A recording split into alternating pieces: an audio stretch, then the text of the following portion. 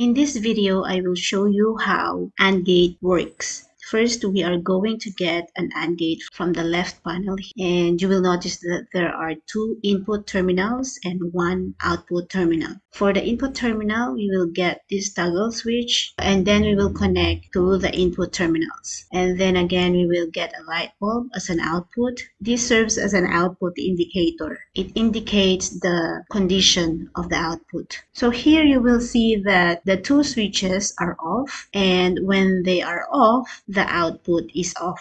Right? So let's on one of the switches, this one, and the blue here represents an electrical flow, and it shows that the output is still off.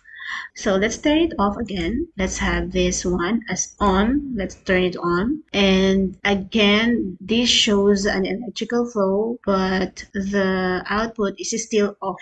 So let's turn on both switches. And then now the output is on, or the light bulb is on. It means that the output of an AND gate will only be on when these two inputs are on, or when these two inputs are high, the output will be high. When one of these is off, the output is off. Okay, this one. And when both are off also, this is off. Okay, and the truth table will be like this. When the two inputs are both zeros, the output is 0.